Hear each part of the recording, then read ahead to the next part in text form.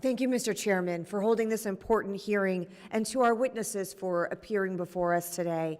As chair of the House Administration Subcommittee on Elections, promoting American confidence in the integrity and security of our elections is a key priority, and identifying the ways in which foreign actors may be influencing and involved in our election system is of paramount importance to the American people. So thank you for being here.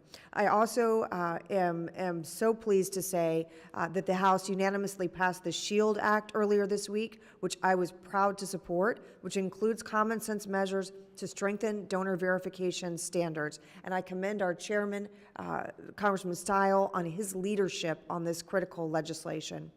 I'd like to go back, Ms. Sutherland, to you to begin.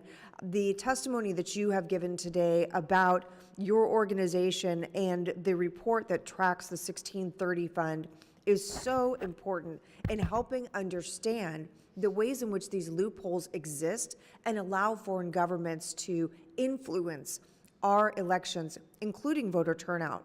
And as you know, in my home state of Florida, this past election cycle, we had two very contentious ballot initiatives that were considered. Did you see any instances of this type of foreign interference occurring in Florida's elections this cycle? Thank you for that question. Yes, we actually did see it on the issue related to codifying abortion rights in Florida's state constitution. So again, we were able to trace that over $14 million in foreign-backed funds came into Florida to influence your state's constitution. The fact that a foreign national can give directly or indirectly to influence a ballot issue is a loophole that needs to be closed, and I commend everyone's efforts here to close it.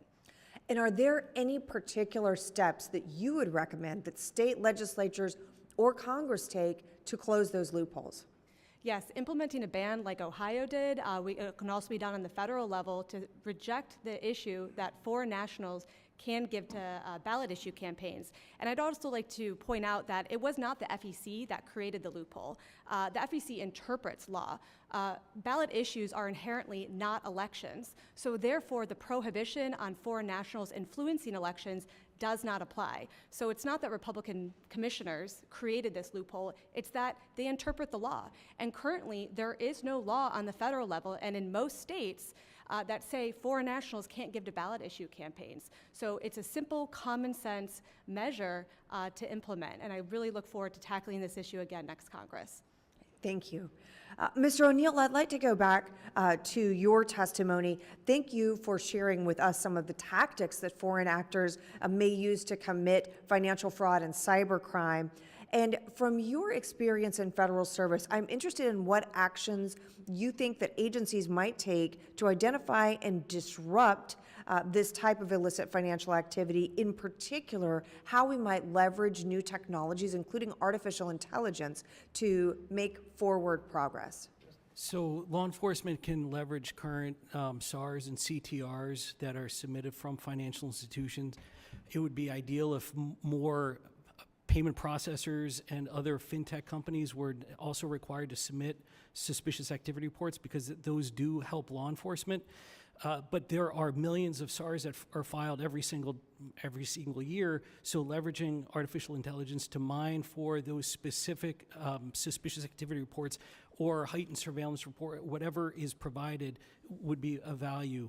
Also, the ability to leverage 314A, which enables law enforcement to query financial institutions around the world, is very slow. Sometimes it takes up to 28 days, and it involves manual batch processing.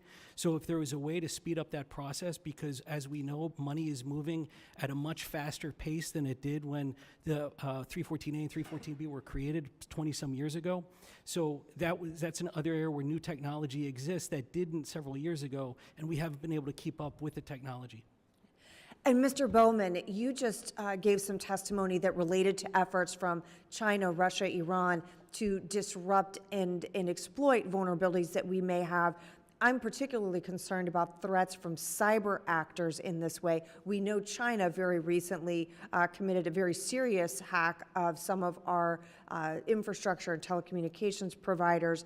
And I'm interested in your perspective on whether this is simply an intelligence gathering operation. Do you perceive a risk to our elections infrastructure? And what do you recommend that we be looking at in order to enhance and strengthen our cyber elections infrastructure? Thank you. Not only do I believe our adversaries are currently waging an information war against us, and we've presented some evidence here today, they're also waging an ongoing, daily, hour-by-hour cyber war against us. And that has many, many facets to it. There's an election component to it. I explained why our elections are our center of gravity. So certainly they're using cyber warfare to attack it as we sit here today. And they're also doing the same thing in the military domain and in the civilian infrastructure that supports the United States military's power projection capability. So we are the most capable cyber country in the world, and we're also one of the most vulnerable. And I think time is well spent trying to shore up our cyber defenses. But just like in this context, until we start to go more on the offensive and start to shift the cost benefit calculation of our adversaries, these attacks will continue until we start to impose some consequences on them. And sooner or later, all defenses, no matter how strong, fail. That's why we need to go more on the offensive. Thank you, Mr. Chairman. I yield back. Representative